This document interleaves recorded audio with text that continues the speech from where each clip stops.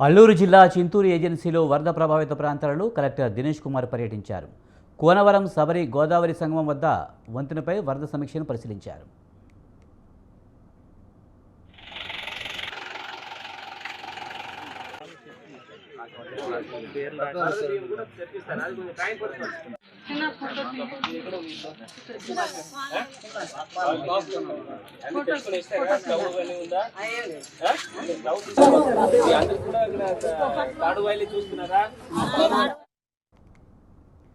విఆర్పురం మండలంలోని 25 గ్రామాలకు రాకపోకలు తెగిపోయాయి. సుమారు 250 మందిని పునరావాస కేంద్రాలకు తరలించారు.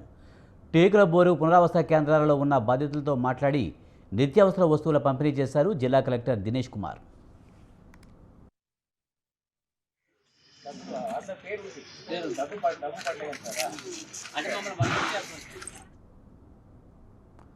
కోనవరం ప్రధాన రహదారి వద్ద నీరు చేరడంతో ట్రాక్టర్ ఎక్కి వరద నీటిలో ప్రయాణించారు.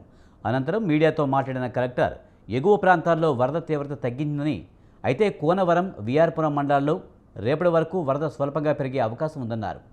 అధికారులను అప్రమత్తంగా ఉండాల్సిందిగా ఆదేశాలు జారీ చేస్తామని చెప్పారు. లోతట్టు గ్రామాల ప్రజలను సురక్షిత ప్రాంతాలకు తరలిస్తున్నామన్నారు. నిర్వాసితులకు అండగా ఉంటామని భరోసా ఇచ్చారు.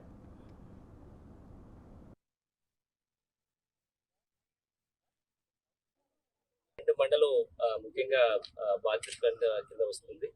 ఇప్పుడు ఇవాళ చూస్తే మనం ఈ Kunavaram to VR Puram connecting bridge Sabari bridge నుంచి మాట్లాడుతున్నాము. ఆల్రెడీ సబరి ఉంటున్న కూనవరంలో ఉంటున్న చింతూరులో ఉన్న లెవెల్స్ ప్రకారం చూస్తే 35 ఫీట్లో ఉంటుంది. అండ్ భద్రాచలం ఉంటున్న లెవెల్స్ చూస్తే 52 వరకు 51.9 52 వరకు మాక్సిమం వస్తుందని అనుకుంటున్నాము.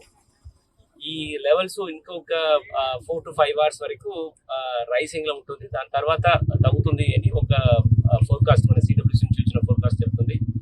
ఇది upper reaches of Godavari, Nasik, Maharashtra region కానీ, వెయిన్ గంగా మధ్య గోదావరి బేసిన్స్ కానీ, లోయర్ గోదావరి బేసిన్స్ ఇక్కడ తెలంగాణ అండ్ ఆంధ్రాలో కూడా వర్షాలు తగ్గింది. దానివల్ల ఇంకా తదుపరి ఈ నీళ్లు రావడం